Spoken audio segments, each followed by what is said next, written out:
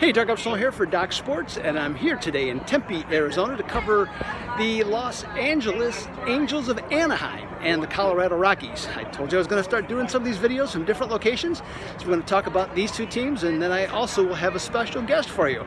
So I'm going to head over to the table so we can introduce him here in a second on that. Now, the Colorado Rockies this year, they have a over-under total of 74.5.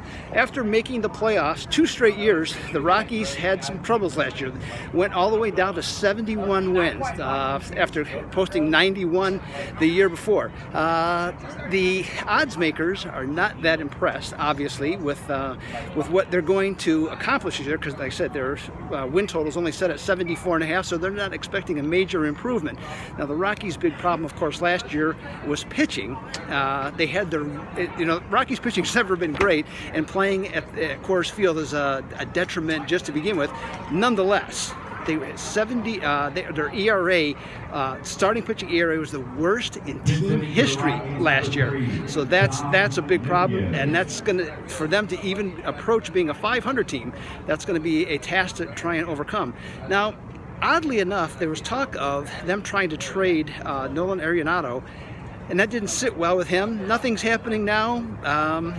I look at their lineup 1 through 5. It's probably as good as any in baseball, but after that, not so sure if it's that great. So my early take on them at the 74.5, I would probably pass, but I'm going to introduce you now.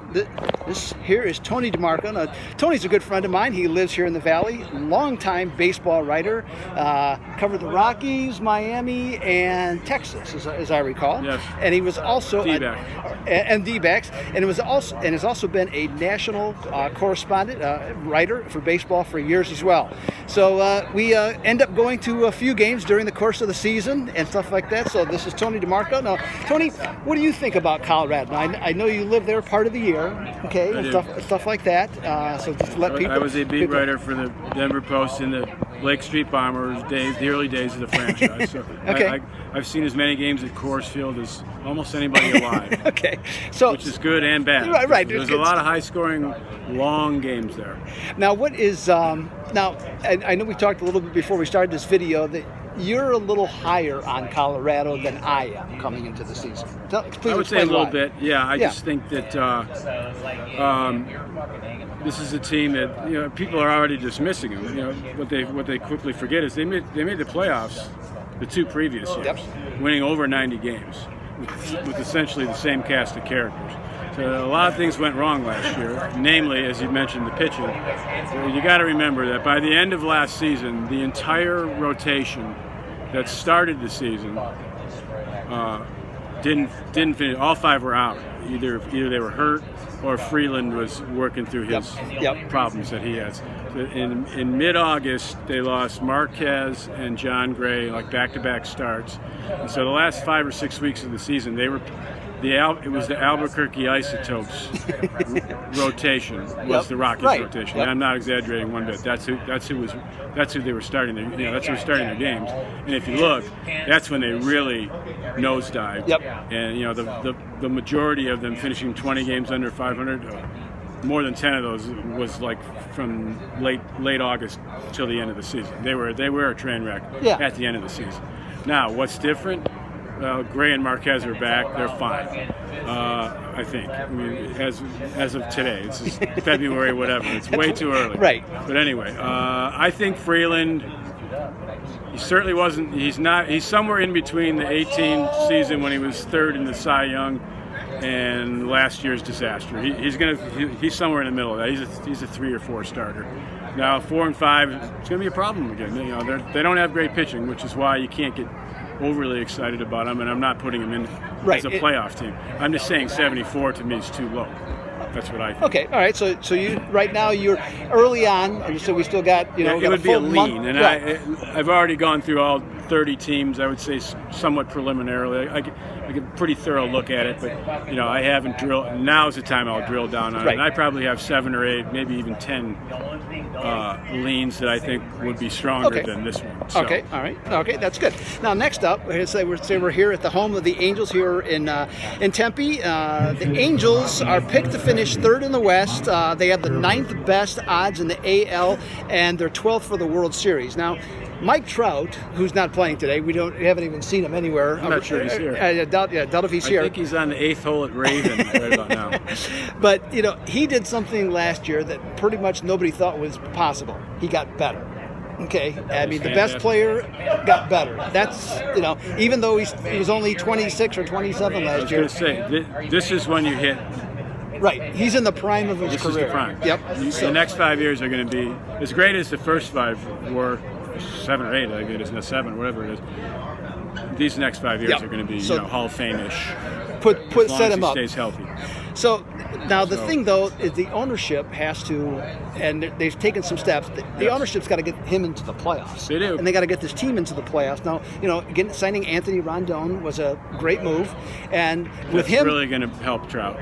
Just for just somebody behind him. Right. He won't get pitched around like he was so much last year. And then the other thing too, that's going to be a big benefit also to the left side of the infield for the pitchers is to have Rondon and Simmons. How about that? Yeah, okay, that's fantastic. On that side of the field. Well, both these teams here have like 2 of the best left sides of the infield. So that's going to be a big plus for the pitchers. Now the Angels pitching, that seems to be what's going to probably determine where they're going to fall. Yes. Okay. Signing Dylan Bundy, and then Teheran from Atlanta. Yeah, Teheran those guys are not great. They're number 4 starters at best.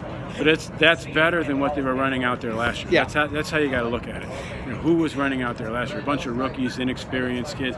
They had the tragic Skaggs death. They were just running out a lot of kids. Berea, Sandoval, all these kids had no experience. At least now you got Bundy and Teheran, who've had some level of decent success, and they can pitch innings. Right. Well, that's the other thing. Right. Exactly. That's going to save the bullpen. Right. Because they're better. Their bullpen over the last couple of years hasn't always been bad. Yeah, they have some good arms. This Buttery kid's going to be good.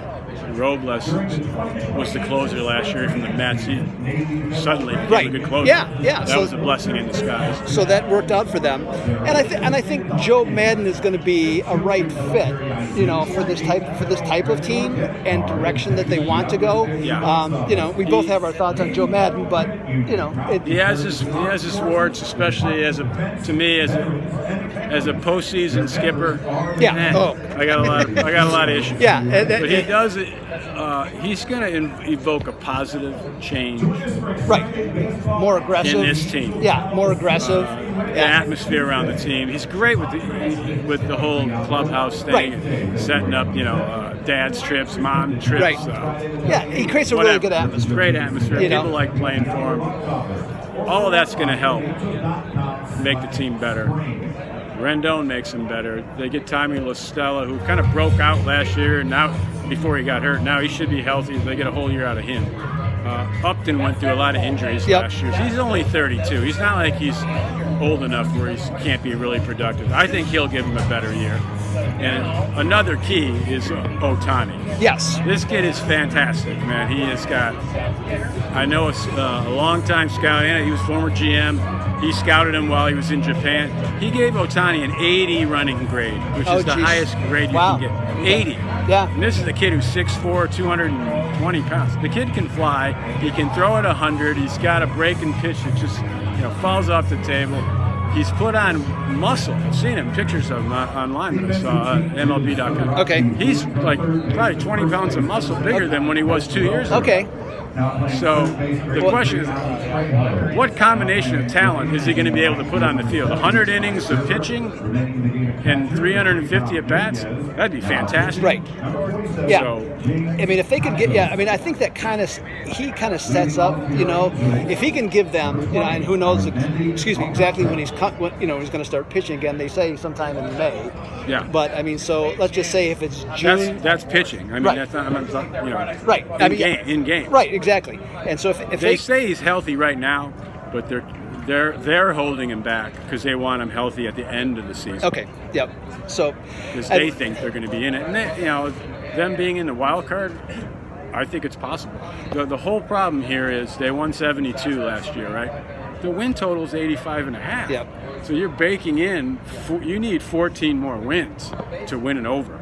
So. That's why my lean is over. I like this team. I think they're going to be better. Yes. But are they 14 games better? I don't know. And I agree with you. The 85.5, I would tend to lean with that at this point. And to me, the key to that is they're going to have to just beat on Seattle and Texas. True. Okay? If they can go 13-6 against those two teams, okay, I think they'll have a legitimate shot for an 85.5. Now, I think it's possible. The we don't know if that's Astros are going to be happen. worse, but they're still going to be good. They won 107 last year, knocked them down 15, and they still win 92 games. Yes. And I really like Oakland. That's a sleeper team of mine. They're going to win 90. Okay. 90 plus. So how far can the Angels go up? That's the question. That's why I think beating those two teams. I think is their key. Is right. if they destroy those two, I think they got a shot. Otherwise. I can't really say that I think that's going to happen. So, there you have it. Oakland. The Los Angeles Angels, Colorado. Some previews on there. Some wouldn't call them picks necessarily, but just some thoughts on these teams. I will be back tomorrow. Going to go over to the Glendale area, see the Dodgers and the White Sox, and I'll have another report. Tony won't be here, but I will. Okay. So this is Doug Upstone for Docs. Until then, I'm out.